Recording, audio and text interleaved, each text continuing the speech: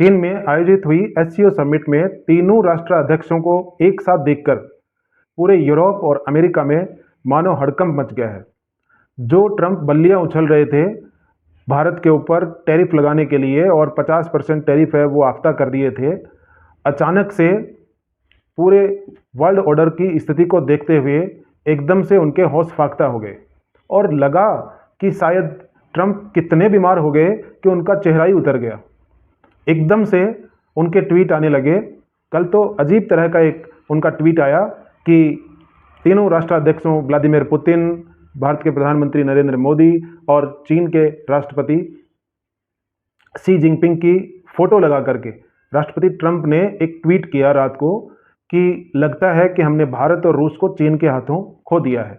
और उनको उनकी समृद्धि मुबारक हो। ये अजीब तरह का कि जैसे अमेरिका और राष्ट्रपति ट्रंप हैं वो अपनी हार का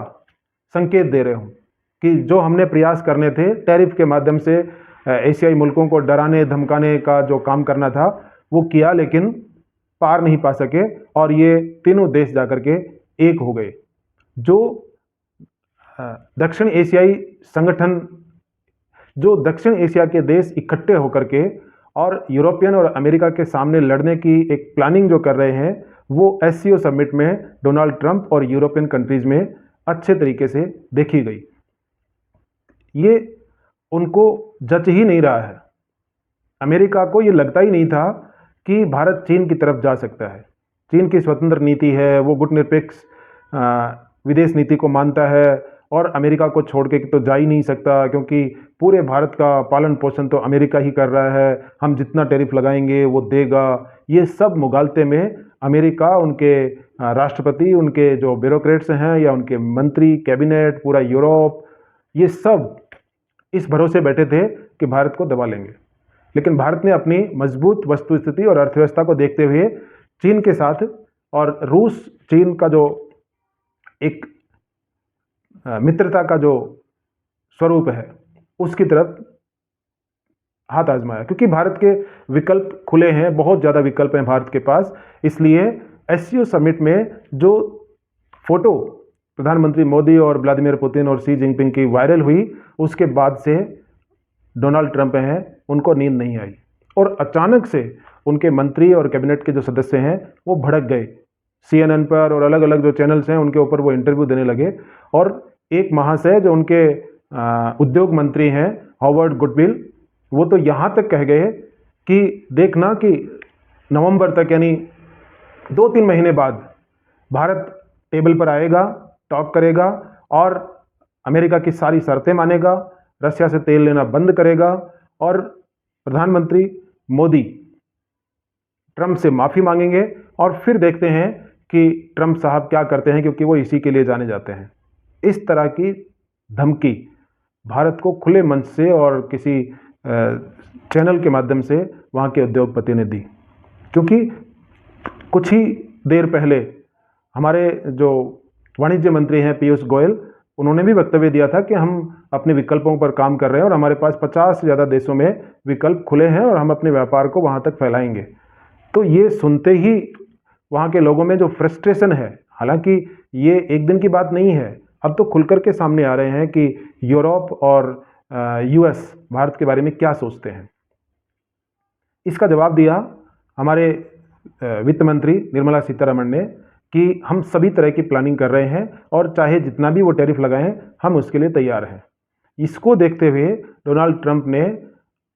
आहिस्ता आहिस्ता ये महसूस करना शुरू कर दिया कि माफ़ी कैसे मांगे। हालांकि इतने बड़े राष्ट्र के राष्ट्राध्यक्ष हैं, वो आसानी से माफ़ी नहीं मांग सकते हैं, लेकिन वो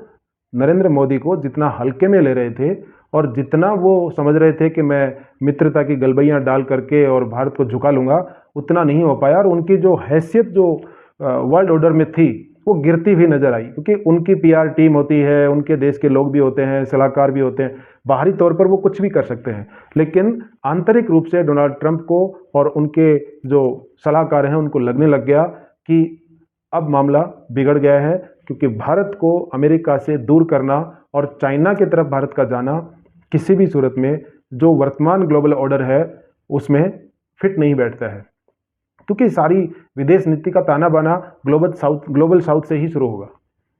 और केवल अमेरिका पाकिस्तान के भरोसे इस एरिया को या रीजन को वो साध नहीं सकता है। तो निश्चित तौर पर ये डोनाल्ड ट्रंप का एक बदला हुआ रूप है और कल तो उनका चेहरा बहुत ज़्यादा उतरा हुआ और किसी मीडिया पर्सन ने उनसे पूछ ही लिया कि भारत के साथ में जो संबंध हैं अमेरिका के वो कैसे रहेंगे। तो बड़े सहज और गहरे मन से कि प्रधानमंत्री मोदी के साथ मेरी दोस्ती है और he is a great man और भारत और अमेरिका के जो रिश्ते हैं उनको कोई खतरा नहीं है, चिंता करने की कोई बात नहीं है, हमारे अच्छे संबंध हैं भारत के साथ में, लंबे हमारे स्ट्रेटेजिक जो पार्टनरशिप है वो बनी रहेगी। ऐसी ऐसी बातें, वो आदमी जो दिन में 10 बार ट्वीट करता था कि भारत को बर्बाद कर दूंगा, डेड इकोनॉमी है, वो ख़राब हैं, उनका कुछ नहीं हो सकता, वो रशिया से तेल ले रहे हैं तो हम उसको बर्बाद कर देंगे, ऐसी कहानी रोज़ ट्विटर पर 10 बार करने वाले डोनाल्ड ट्रंप अचानक से इतने लचीले, सॉफ्ट, सौम्य और सरल कैसे बन गए, ये देखने वाली बात थी। हालांकि यूरोप को जितना आसान समझ रहे हैं या यूरोप को जितना सहज मान रहे हैं कि भारत के खिलाफ नहीं होगा, इसकी गलती भारत दोबारा नहीं कर सकता है। कल से एक महाशय गुंटर फिनेल का एक ट्वीट है वो वायरल हो रहा है, जो अपने आप को नाटो विस्तार का सदस्य बताता है। हालांकि वो ऐसा है नहीं, जांच में साफ आया है कि इस तरह की कोई संस्था का वो विस्तारक नहीं है, केवल अपने आप को एक अर्थशास्त्री और इन्फ्लुएंसर बताता है। और उसने एक ऐसा ट्वीट कर दिया कि अब समय आ गया है कि भारत के टुकड़े हो जाने चाहिए और इंडिया अब एक्स इंडिया बन जाना चाहिए।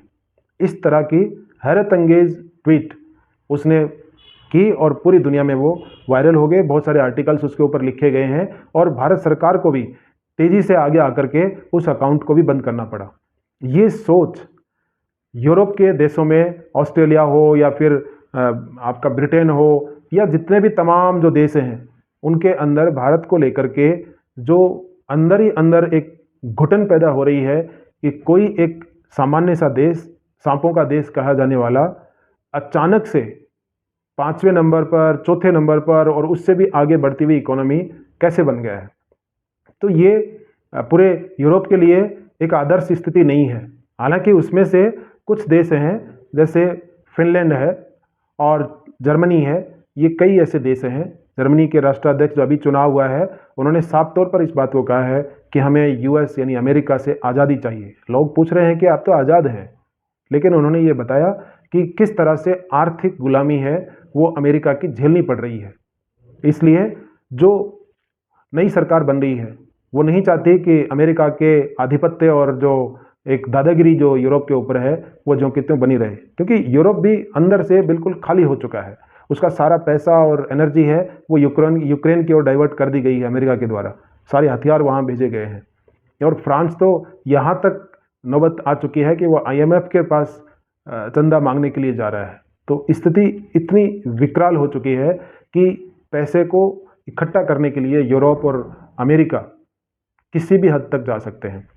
और भारत को और भारत के लोगों को, यहाँ के नागरिकों को सुरक्षित रहना होगा, सजग रहना होगा, क्योंकि इस तरह की हरकतें जो ये प्लान कर रहे हैं कि भारत के विपक्ष को सपोर्ट करना चाहिए और भारत के टुकड़े अब करने का समय आ गया है, उसको नष्ट कर देना चाहिए, एक्स इंडिया उसको बना देना चाहिए और भारत का विपक्ष है इस काम में समर्थ है, प्रधानमंत्री की कुर्सी को गिराना चाहिए। और विपक्ष तो वैसे भी बिल्कुल तैयार है, क्योंकि वो तो वैसे ही डीप स्टेट के हाथों बिका हुआ है। और जिस तरह की पद चिन्हों पर विपक्ष भारत का, स्पेशली जो कांग्रेस पार्टी है वो चल रही है, वो उनके काले कदम है और कभी भी उनके मंसूबे हैं, भारत की जनता है या यहाँ के नागरिक हैं, वो कंप्लीट या पूरा नहीं होने देंगे। क्योंकि कोई भी पार्टी या कोई व्यक्ति अपने राष्ट्र के खिलाफ होने वाली हरकतों में जब शामिल होता है तो निश्चित तौर पर जनता है उसका साथ नहीं देती है। और हमेशा से, पुराने समय से इन जो तथाकथित जो पार्टियां हैं जो देश को तोड़ने और गिराने की बात में शामिल हैं, उन्होंने ऐसे ही अपना जीवन यापन किया है और आगे भी उनके जो ये क्रियाकलाप हैं ये चलते रहेंगे। तो देखिए कि आने वाले समय में क्या डेवलपमेंट होता है, क्या नई डेवलपमेंट आती है और किस तरह से भारत इन समस्याओं का और प्रधानमंत्री समस्याओं का मुकाबला करते हैं, रिटेलिएट करते हैं। लेकिन धीरे धीरे जो अमेरिका की तरफ से जो संकेत मिल रहे हैं कि डोनाल्ड ट्रंप और अमेरिका का एक जो ऑरा है वो कायम रखते हुए वो सरेंडर की मुद्रा में आ गए हैं और धीरे धीरे वो शायद नवंबर तक जो ट्रेड डील होने वाली है वो हो जाएगी और निश्चित तौर पर नहीं लगता कि अमेरिका भारत को इतना फ्री छोड़ देगा कि वो चाइना की तरफ चला जाए। हालांकि भारत को दोनों तरफ से ही संभल के चलना है। चीन भी इतना प्रगाढ़ मित्र कभी नहीं बन सकता, न रहा है, और अमेरिका के जो टूटते भरोसे के जो प्रश्न चिन्ह हैं उनको भी ध्यान में रखते हुए एक बहुत ही सजग विदेश नीति को साथ रखते हुए और आगे बढ़ना होगा। तो देखते हैं आगे क्या डेवलपमेंट होता है। आप ख्याल रखिए अपना, और आपको हमारा कंटेंट पसंद आ रहा है तो सब्सक्राइब कीजिए और अपने दोस्तों के साथ इसको शेयर कीजिए। Thank you.